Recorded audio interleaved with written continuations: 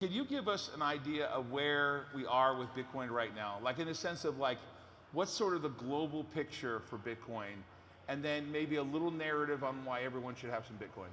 Sure, so I think right now we're in an important accumulation phase. Obviously, if you're following macroeconomics and what's happening with global headlines, then you know that we're in a very volatile era. No, I think it's the most important asset in technology and really invention of the century. I think it's going to change all of our lives. I think it's the future of money. And I think ultimately Bitcoin will actually usher in a renaissance of the American dream, which my family represents the story of striving for the American dream. And so in the short term, anything can happen. It's going to chop sideways, it's going to go up. We've got a lot of tailwinds that are approaching us, especially in the new year, with possibly a spot Bitcoin ETF being passed. Our debt is mounting, and obviously more and more people on the macro side know that it's completely unsustainable. At some point, the Fed is going to have to print money, they're going to have to inject liquidity, and that's going to probably send Bitcoin soaring. We've got a halving coming up where the issuance is going to decrease in terms of how much Bitcoin is mined every block. So yes, we face some headwinds because things are just crazy worldwide, and economies have slowed down rapidly in the last year. But over the long term, Bitcoin goes up. It goes in one direction, it's going up. It might be volatile in the short term, but over the long term, it's going up, and I think it's going to change people's lives. The truth of the matter is we need a form of money that can't be manipulated, that can't be eroded and stolen out from under us. The system of fiat that we've been in, it's been this grand experiment for the last 50 years since we were taken off the gold standard in 1971, and it's a failed experiment. It has siphoned off wealth from the middle class. It has made a ballooning, tiny wealth class of elites that have more and more power, and the average person is feeling left behind, and you see it every day, and it's playing out in the most dramatic way in younger populations and younger generations. I'm a millennial. Most of my peers, they can't afford a house. They feel like they can never retire. They don't know if they can have children anymore. And so, zoom that out and play that out over the next couple of generations. We need people who have faith that the future is actually going to be better than the one that they came into and the one that they inherited from their parents. And instead, we're having a flip-flop effect where parents are better off than their own children economically. And I think that when you feel so much downward pressure and you feel like you can't make ends meet, then you start to lose your hope and your economic dignity. You start to think that maybe there's no way out. And I think you see that playing out as well. You see more and more people turning to crime. You see drug overdoses. Everything is at the end of the day connected to money and connected to a sense of self-worth. And if you have no ability to make ends meet and believe that you put in the work and you're actually going to see value from it, you're going to be able to preserve and accumulate wealth, then what is the point of working hard? Why would you want to go and give 9 to 5 your time, the fruits of your labor to someone when you feel like at the end of the week and at the end of the month, you're never going to have enough to be able to actually survive the cost of living going up? But Warren Buffett talks about heirs of omission versus heirs of admission, right? And omission and admission are different, right? So I openly tell people, I buy Bitcoin. And you go, well, why would I do that? It'll never be different. You heard people yesterday talk about the sun used to never set on the British Empire. I assure you that we have people that are running us into the ground, and this digital form of currency is going to be something you're going to say, well, I have my gold, who do I sell it to? Or I have my digital Bitcoin, where do I hold that? They fear it, and some people restrict it because it's so disruptive. So what are the challenges right now in terms of the number of countries transacting in Bitcoin? How widely spread is it now? Well, it's growing very slowly. Right now it's in the process of monetization. It's only 15 years old, and yet millions of people already have started to accumulate Bitcoin. And right now, if you look at the trend in terms of the adoption of the internet, we're actually faster. We're actually adopting at a faster rate than the internet. So we're about 1997, where the internet was, and we're projected to have 1 billion people using Bitcoin by 2025, and it's only going to grow. And if you look at things that are happening downstream, because we've had such privilege being the global reserve currency, but if you look at the downstream effects of many of the other nations, especially developing nations who have inflation rates like Argentina, 64% year over year, they just elected a very libertarian president because of how bad the policies have been and how bad the corruption has gotten.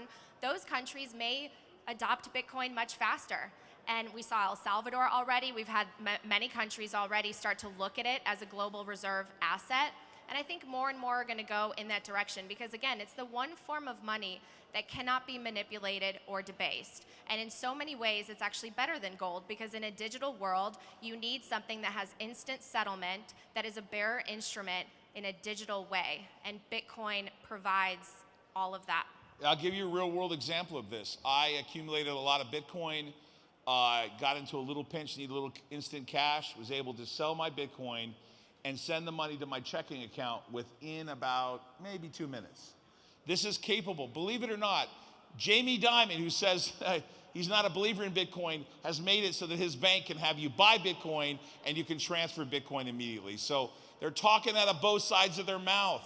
And his daughter has Bitcoin. Yeah, they're talking out of both sides of their mouth. It makes no sense.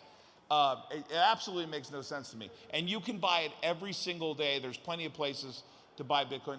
I know that you're, at least that you used to be, sort of anti-recommending what to do with where you buy Bitcoin. But where are you at right now with where you think people should buy it? Well, I mean, luckily there are going to be more traditional avenues to purchase Bitcoin because the spot Bitcoin ETF will probably be approved in the next couple of months. So you can put it into your traditional brokerage account, which I hope a lot of pension funds will do, Sure. And a lot of traditional advisors will start to do it. Right now you have some options. I mean, Fidelity is a massive legacy institution. They offer spot Bitcoin. There are also smaller exchanges. I don't trust the ones that are big casinos that offer a bunch of different tokens because I think that most of those are actually securities. Most of them are illegal, and most of them I think are going to go to zero. So I trust Bitcoin-only companies that are focused on helping people understand what's wrong with the global financial system and why Bitcoin even exists. And just to share a little bit of a personal story, because I accumulate Bitcoin every day too. Instead of spending it on a coffee, I purchase a little bit of Bitcoin every single day. You're stealing my thunder. I was going to say, I got a coffee every day. Most of the time, my wife's coffee is better. But I think, okay, can I buy a little Bitcoin every day? There you go. Let's continue. Well, it's really what I see as my nest egg. And the future that I believe was sort of robbed from my generation, I want to take it back because I'm first generation here. I was born in Poland. My parents grew up under communism, and they dreamt of coming here. And every year they tried for the visa lottery, and it wasn't until my mom was 38 and my dad was 41 that we had the chance to actually immigrate to the United States. And by that point, what's funny is my dad was like, you know what? We should probably stay. You know, it's too late for us. My brother was already 16 at the time. I was 5, and he thought we'd have to learn a new language and start over. This is going to be really hard.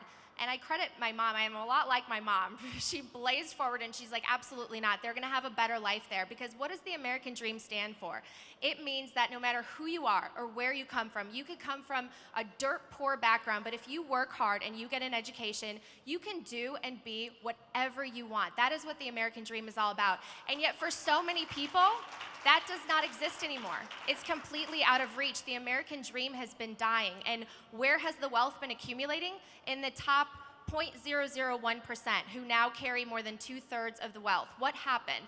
Well, we broke the money. That's what happened. We took ourselves off of the gold standard, we broke promises, and we just kept printing money.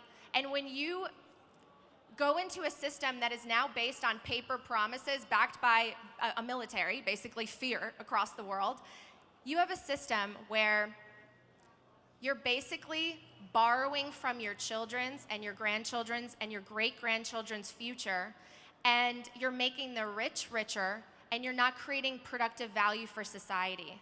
And so many people have lost hope. They've turned to politics to vent their frustrations. They're going online. They don't think they have a future because we're just going $33 trillion into debt. Now, how are we going to solve that?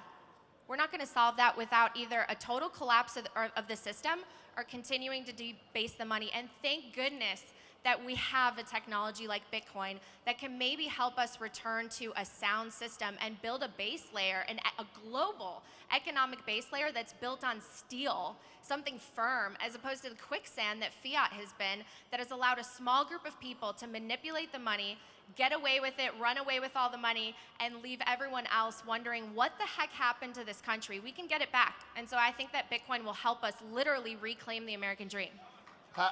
That's perfect.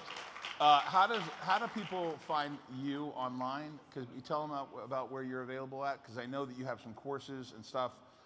I mean, a lot of your stuff I see is free. So, but where do they find you?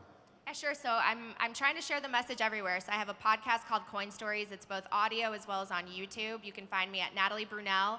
Very active on Twitter, X, whatever you want to call it these days, at Nat Brunell there. And yeah, I'm trying to do courses. I'm trying to just get the information out because we are not taught this in school. We are not taught what money printing is, what the history of money is, how the Federal Reserve System works. And I think that that's done a great disservice to people because it doesn't allow them to have full sovereignty over their financial future. And I'm especially encouraged that more and more women are getting into this space because Sure. I really want all the women out there to be Bitcoiners and to feel like there's a voice that's approachable and welcoming so that they can better understand it too, because it's not intimidating, it's not too technical, it's not too computer science driven or engineering driven. Bitcoin is literally for everyone. It will make everyone's life better.